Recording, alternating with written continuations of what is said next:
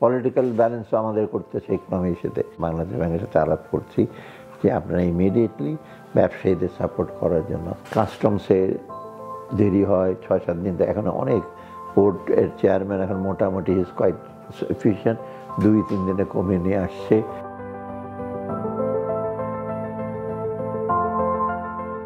ব্যাংকগুলো যেটা কয়েকটা ব্যাংক, সবগুলো ব্যাংকে উদ্ধার করা যাবে না ইমিডিয়েটলি। এই কয়েকগুলো ব্যাংক আছে সেগুলো ওটার পোর্টফোলিও এমন কিছু না। ইসলামী ব্যাংক, আবার কয়েকটা ব্যাংক যে বড় মোটামুটি কিন্তু লাইনে আসছে, এবং কিছু কিছু বাইরের যারা এক্সপোর্টার ইম্পোর্টার তারা এলসি খোলার ব্যাপারে ইসলামী ব্যাংকটা কিছুটা এসে উঠছে।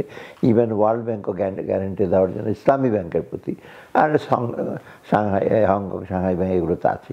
আমাদের পরিকল্পনাটা ইমিডিয়েটলি মূল্যস্ফীতিটা যেমনি কমানো, সেটা আমরা দেখেন আমরা ইনশিওর করছি চাল ডাল এগুলো যেমনি যত ইম্পোর্ট যতই আমাদের স্ট্রেস পড়ুক, বাফার স্টকটা করা। কয়েকদিন আগে তো আমরা ডিসিশন নিয়েছি যে মিনিমাম আমরা কিছু গম এবং কিছু গম তো এমনি আমাদের দেশে কম হয়, এনে আমরা যে স্টক করবো, চালও এসে করবো। অতএব এই যে কতগুলো শুধু ইকোনমিক না, কতগুলো পলিটিক্যাল ব্যালেন্সও আমাদের করতেছে ইকোনমির সাথে। এইটা একটা টু রিডিউস দি বার্ডেন লোকের। সেকেন্ড হলো যে এই যে ব্যবসা বাণিজ্য উজ্জীবিত, সেটা হচ্ছে বড় চ্যালেঞ্জ। আমরা রিসেন্টলি যেটা বাংলাদেশ ব্যাংকের সাথে কত অলরেডি 22,000 কোটি টাকা দেওয়া হলো, তবে এর আগে তো আরও দেওয়া হয়েছে। এখন বাংলাদেশ ব্যাংকের সাথে আলাপ করছি যে আপনারা ইমিডিয়েটলি ব্যবসায়ীদের সাপোর্ট করার জন্য, এবং here set up A committee. আমি বলাতে যে লোনগুলো অনেকের ভালো হাউস, কিন্তু কোনো কারণে 1-2টা হাউসের লোন হিসেবে ডিফল্ট, পুরাটাই তার মানে হাউসটা ডিফল্ট। তখন বলা হচ্ছে তারা বলতে দরকার হলে আমি এই 2টা যে হাউস ডিফল্ট, ওই 2টাকে যেন না ধরে বাকি প্ল্যানটা দেবে ওরা, ওদেরকে আমরা তখন প্রোভাইড করব। আর এক্সপোর্টের ব্যাপারে অলরেডি ক্যাশ ইনসেন্টিভ তো আমরা বন্ধ করি না এখন পর্যন্ত। আমরা যারা এক্সপোর্ট ইসে করছে তাদের ক্যাশ ইনসেন্টিভ তো দিচ্ছি।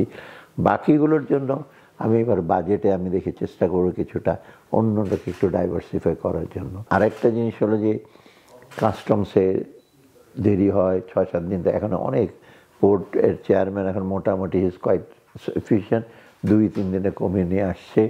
তারপর আমরা হচ্ছে কোনো ক্রমে যেন অ্যাসেসমেন্ট দেরি করা না হয়, কারণ কোনো ক্রমে যেন ব্যবসায়ীদের কোনো হয়রানির শিকার না হয় আননেসেসারি।